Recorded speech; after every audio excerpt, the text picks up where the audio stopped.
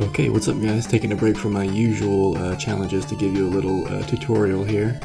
So you can see I have a little basic DualShock controller, and we've got Mega Man sitting there waiting patiently on the screen. And what I'm going to do is I'm going to go through all of the button mashing techniques that I know and how they work and how to do them. So as you can see, if I just hit the button normally like this, you can see him shooting. And this is about, I can try to strain and try to get it as fast as I can with no technique or anything. This is about the best I could do. So the first one I'm going to do is just what I call just standard thumb mashing. So it's kind of similar to just the regular way you would hold the controller, except it's a little more technique involved.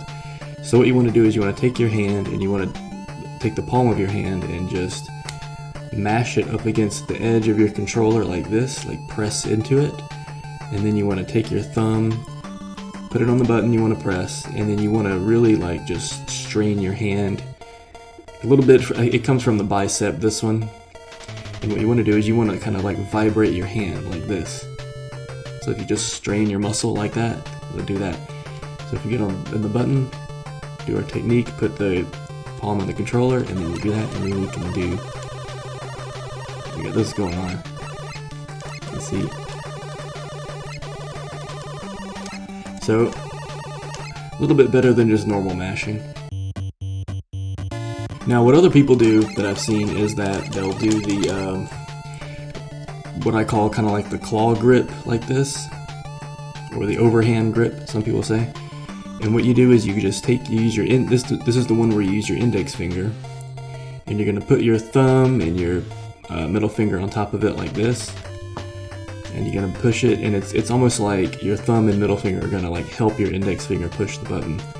And it's a little similar to the thumb mashing, except well, there's not much difference. You still kind of strain your hand and try to get it to vibrate, and you just hit the button like this, like so.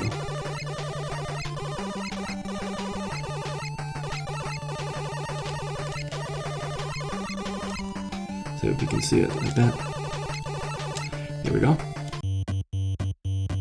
Another one that I've seen people do is what you do is you take your index finger and then you place your thumb on the side of your index finger like this, and that you're gonna make like kind of like a circle, almost like the circle game we played in school. And then you put the other end of your index finger on the button you want to press. And the difference of this one is that the strength on this one comes from your forearm. So you really want to flex your forearm muscle here. And then once you do that, your hand is going to vibrate like so, and then you simply get it on the button like we did before, and you're going to get this going on.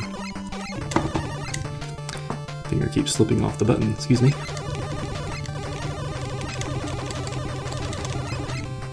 So there you go, you got that going on.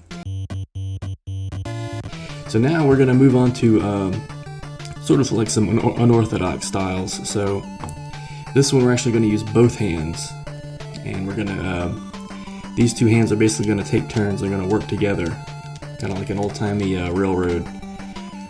So as this finger is coming down, this finger is going to move up, and then as soon as this finger starts moving down, this one moves up, and it's going to work in a rhythm like this. So we do that, and then we can speed up, and then start going as fast as we can.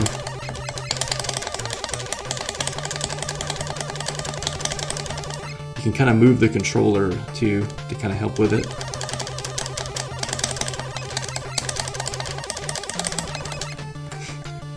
So there we go.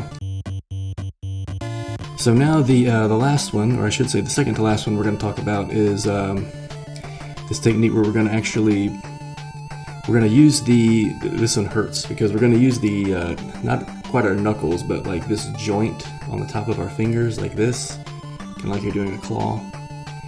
And what you're going to do is you're going to kind of give your controller a noogie. If you remember, you know, when we were kids and we grab our sibling by the head and rub his head with the tips of our joints here. We're going to do that, but we're going to do it on top of the button that we want to press. So we're going to kind of go back and forth like this. So if I'll go ahead and demonstrate it right now if I can get this one.